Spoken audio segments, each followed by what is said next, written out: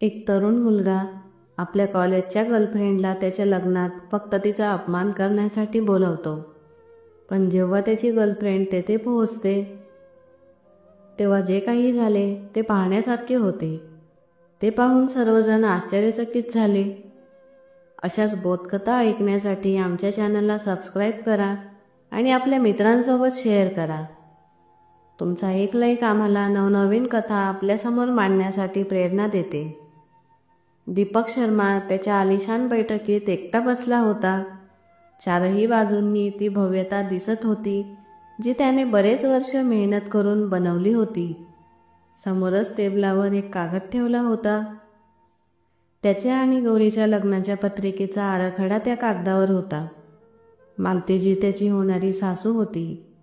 थोड्या तिखट नजरेने त्या पत्रिकेचा आराखडा पाहत होत्या आणि त्यांची मुलगी गौरी नेहमीप्रमाणे शांत बसून आपल्या आईकडे पाहत होती. दीपक, यात काहीतरी कमी आहे, असे त्याची सासू त्याला म्हणाली. त्यावेळी दीपक वेगळ्या विचारात होता. ते ऐकून त्याचे लक्ष विचलित झाले. तेव्हा गौरी म्हणाली की कोणती कमी?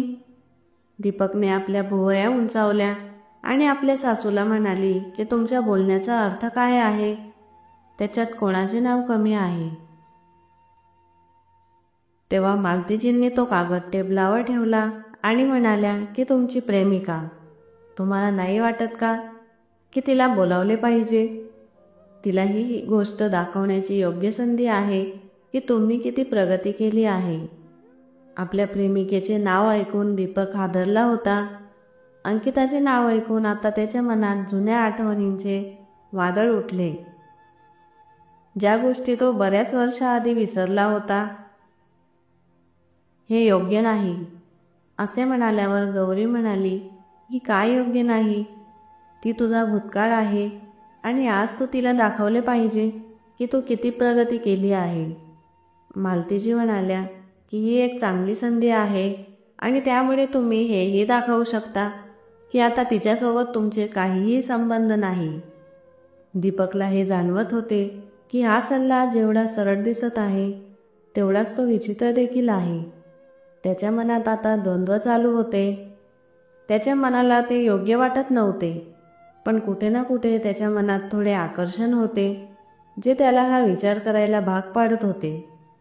संध्याकाळ झाली होती आणि दीपक आपल्या भूतकाळाच्या विचारात बसला होता. त्याच्या हातात फोन होता. त्याने अंकिताचा नंबर डायल केला आणि तिला फोन लावला. तिकडून जो आवाज आला तो खूप शांत होता, पण त्या आवाजात थोडा आश्चर्य दिसत होते. दीपक? तेव्हा दीपक तिला म्हणाला की हो, मीच आहे. मी विचार केला की तुला काहीतरी सांगावे म्हणून मी तुला फोन केला आहे. मी लग्न करत आहे आणि माझी अशी इच्छा आहे की तूही माझ्या लग्नात उपस्थित राहावे. त्याला हे जाणवत होते की त्याचे शब्द विचित्र आणि असंगत आहेत, पण आता त्या गोष्टींपासून दूर जाणे अशक्य होते. दुसऱ्या बाजूने शांतता होती. असे वाटत होते की अंकिता काहीतरी विचारात पडली आहे. त्यानंतर तिचा आवाज आला आणि थोडा आनंद दिसत होता. ती म्हणाली, अभिनंदन दीपक, मी तुझ्या लग्नात नक्कीच येईल. एवढे बोलून दीपकने फोन ठेवला. पण फोन ठेवल्यानंतर त्याने दीर्घ श्वास घेतला. त्याला असे जाणवत होते की त्याने जो निर्णय घेतला आहे कदाचित तो चुकीचा आहे, पण दुसरीकडे त्याला असे वाटत होते की अंकिताला एकदा पुन्हा भेटावे आणि पाहावे. दीपक आणि गौरीच्या लग्नाचे भव्य आयोजन करण्यात आले. संपूर्ण शहरात त्यांच्या लग्नाची चर्चा होती. सगळीकडे खूप सजावट करण्यात आली होती. प्रत्येक गोष्ट खूप काटेकोरपणाने करण्यात आली.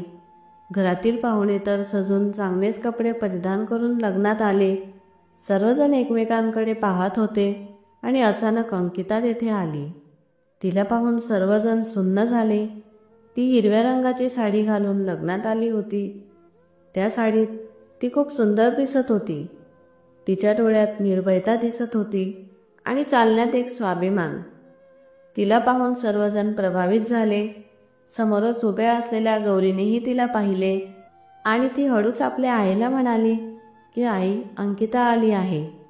तिची आई म्हणाली की आता मी पाहते ती कुठे जाते.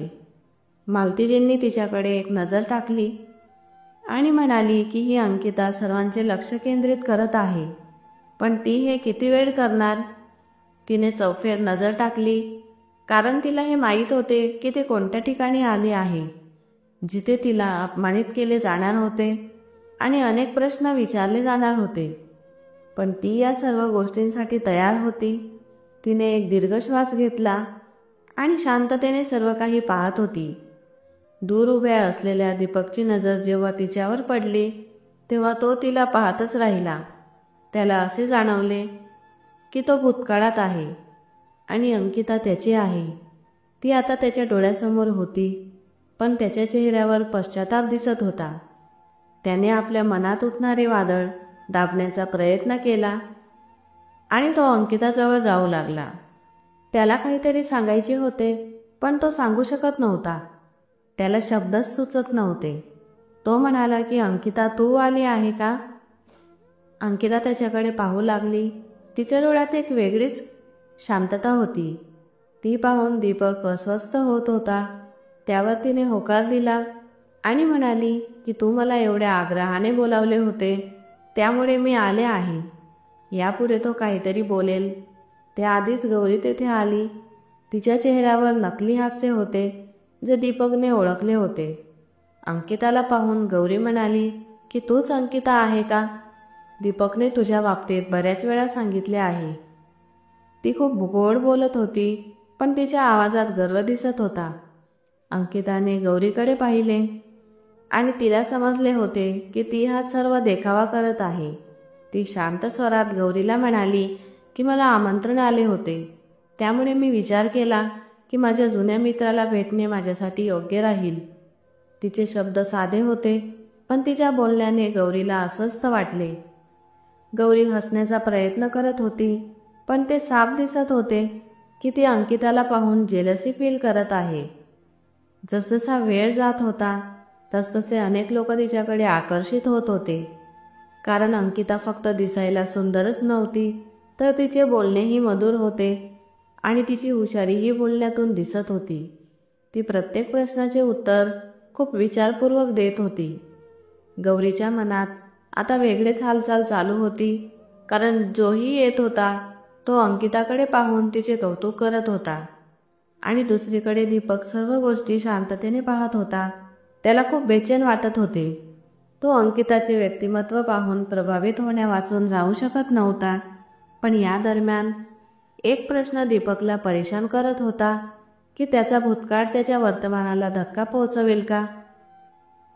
तो हॉलच्या मध्यभागी पाहुण्यांसोबत उभा होता. प्रत्येकजण त्याचा आभार ऐकून कार्यक्रमाचा आनंद घेत होता, पण दीपकच्या मनात जे वादळ उठले होते त्यामुळे त्याचे शब्द हरवले होते. ही वेळ फक्त त्याचीच असायला हवी होती. इतर वरांप्रमाणे त्याच्या डोळ्यात तो आनंद दिसत नव्हता. त्याने एक मोठा श्वास घेतला आणि म्हणाला की मी तुम्हा सर्वांचा खूप आभारी आहे की तुम्ही या खास दिनानिमित्त येथे उपस्थित आहात. तो बोलताना अडखडत होता आणि ही गोष्ट सर्वांनी ओळखली होती. हॉलमधील सर्वजण कुजबूज करू लागले आणि त्याची होणारी पत्नी गौरी, जी आतापर्यंत आपल्या चेहऱ्यावर खोटा आनंद दाखवत होती, तिचाही चेहरा पडला. आजचा दिवस सेलिब्रेट करण्याचा आहे, पण हा दिवस माझ्यासाठी आत्मविश्लेषण करण्याचा आहे, असे दीपक बोलल्यावर गौरीच्या चेहऱ्यावर अस्वस्थता दिसू लागली आणि सर्वत्र हॉलमध्ये शांतता पसरली. गौरीची आईही सर्व लोकांमध्ये बसून आपली अस्वस्थता लपवण्याचा प्रयत्न करत होती. तो म्हणाला की बऱ्याच वर्षापासून मी यशाचा पाठलाग करत होतो. मला असे वाटत होते की कदाचित हेच माझे ध्येय आणि हाच माझा आनंद आहे. पण या धावपळीत मी त्या गोष्टी गमावल्या आहेत ज्या माझ्यासाठी महत्त्वाच्या होत्या. मी त्या लोकांना गमावले आहे जे माझ्या आयुष्याचा महत्त्वपूर्ण भाग होते. आणि हे बोलताना त्याची नजर अंकितावर पडली. हॉलमधील सर्व लोक आता त्याच्याकडे पाहत होते, परंतु अंकिता अजूनही शांत होती आणि तिच्या डोळ्यात थोडी भीतीही दिसत होती. तेवढ्यातच गौरीने दीपकला आवाज दिला की दीपक, ही आत्मविश्लेषण करण्याची वेळ नाही, हा तुझा लग्न समारंभ आहे. दीपकने पहिल्यांदा तिच्याकडे पाहिले. तिच्या आवाजात गांभीर्य होते. तेव्हा दीपक म्हणाला की नाही गौरी, हीच ती योग्य वेळ आहे आणि हीच ती जागा आहे जिथे मी हे सर्व काही सांगितले पाहिजे. कारण आता मी या गोष्टी अजून पुढे घेऊन जाऊ शकत नाही. हे नाते, हे लग्न माझ्यासाठी सत्य नाही, हे सर्व नाटक आहे. हे ऐकून हॉलमधील सर्व लोक स्तब्ध झाले आणि गौरीच्या आईचा चेहराच पडला. गौरीचे डोळे आता रागाने लाल झाले होते. ती न घाबरता दीपकला म्हणाली की तू या सर्व गोष्टी आता सांगत आहे सर्वांसमोर? हे सर्व तिच्यामुळेच ना? तिने रागातच अंकिताकडे पाहिले. दीपक शांततेने म्हणाला की हे सर्व तिच्यामुळे नाही तर माझ्यामुळे झाले आहे. मी एवढ्या दिवसापासून स्वतःसोबत खोटं बोलत होतो, पण आता मी जास्त वेळ दिवस शांत राहू शकत नाही आणि हा देखावाही करू शकत नाही. गौरी रागातच म्हणाली की दीपक, तुला असे वाटते की तू जिंकून जाशील? तू एक भित्रा व्यक्ती आहे. आज तू स्वतःला सर्वांसमोर उघडे केले आहे. तिने समोर आपल्या साडीचा पदर नीट केला आणि तेथून जाऊ लागली. तेव्हा तिच्या आईने तिला थांबवण्याचा प्रयत्न केला, पण ती तिच्या आईकडे न पाहता रागातच हॉलच्या बाहेर निघून गेली. दीपक मात्र तिथेच उभा राहिला, जसे त्याचे ओझे कोणीतरी उतरवले आहे. त्यानंतर त्याने अंकिताकडे पाहिले. ती शांतपणे सर्व काही ऐकत होती. थोड्या वेळानंतर दीपकने तिला गॅलरीत एकटे उभे पाहिले. ती काहीतरी विचारात रस्त्याकडे पाहत होती. दीपक हळूच तिच्या जवळ जाऊन म्हणाला की मला माफ कर.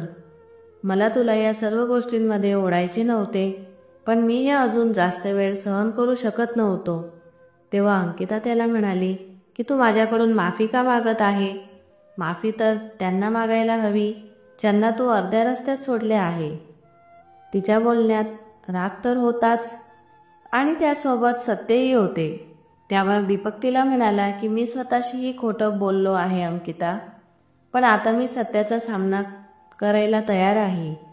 मी असा विचार केला होता की मी काहीतरी मोठी गोष्ट मिळवण्यासाठी पुढे जात आहे, पण जेव्हा मी मागे वळून पाहिले तेव्हा मला जाणवले की मी ते सर्व गमावले आहे जे खरे होते.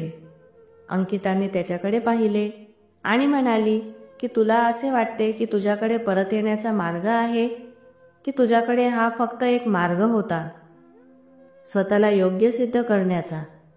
त्यावर दीपक म्हणाला की मला नाही माहीत की मी काय करत आहे आणि हा रस्ता कुठे जाणार आहे, पण मी त्यासाठी तयार आहे. फक्त स्वतःसाठी नाही तर तुझ्यासाठी. मला हे चांगलेच माहीत आहे की मी तुला किती त्रास दिला आहे आणि मी त्या गोष्टी व्यवस्थित करू शकत नाही, पण तरीही मी प्रयत्न करेल आणि मला सर्वांना दाखवायचे आहे की मी बदलू शकतो.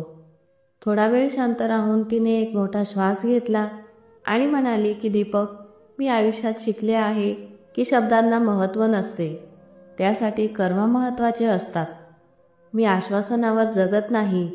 तेव्हा दीपकने तिच्याकडे पाहिले आणि म्हणाला की हे माझे आश्वासन नाही, तर मी ते करून दाखवणार आहे.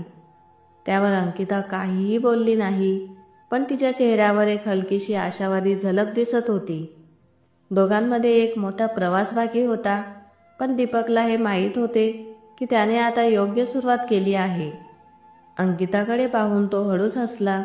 त्यालाही चांगलेच माहीत होते की त्यांच्यासाठी आता हा रस्ता कठीण आहे, पण तरीही त्याने पहिले पाऊल टाकले होते. हळूहळू दिवसाआड दिवस निघत गेले आणि अंकिताचा विचार त्याच्याबद्दल बदलत गेला. दीपकने कधीही तिच्यावर दबाव टाकला नाही. तो फक्त आपल्या कर्माने तिला विश्वासात घेण्याचा प्रयत्न करत होता. त्याला विश्वासपात्र व्हायचे होते. एके दिवशी जेव्हा मुसळधार पाऊस पडत होता तेव्हा अंकिता रस्त्यावर उभी होती. दीपक तिच्यासाठी छत्री घेऊन गेला आणि छत्री उघडून तिला दिली. तेव्हा अंकिता त्याच्याकडे पाहून हसू लागली आणि त्याला म्हणाली की तू नेहमी माझ्यासोबत राहशील ना? दीपकही न अडखडता तिला म्हणाला की नेहमीच राहील. या प्रसंगात त्यांच्या आयुष्याचा नवीन धडा सुरू झाला होता आणि यावेळी कुठल्याही प्रकारचा अडथळा नव्हता, फक्त विश्वास आणि आपुलकी होती. त्यामुळे मित्रांनो, आपण आपल्या कर्माने आणि विश्वासाने सर्व जग जिंकू शकतो हे या कथेतून सिद्ध होते. चूक झाल्यानंतर ती सुधारण्याचा आपण प्रयत्न केला पाहिजे आणि वेळीच गोष्टी सुधारल्या पाहिजे. मित्रांनो, तुम्हाला जर कथा आवडली असेल तर व्हिडिओला लाईक करा आणि चॅनेलला सबस्क्राईब करा. तुमच्या एका लाईकमुळे आम्हाला खूप प्रोत्साहन मिळते. या कथा सांगण्याचा उद्देश फक्त मनोरंजन नाही, तर त्यातून नक्कीच काहीतरी बोध आपल्याला घेता येईल. आपण पुन्हा भेटूया एका नवीन कथेसह. धन्यवाद.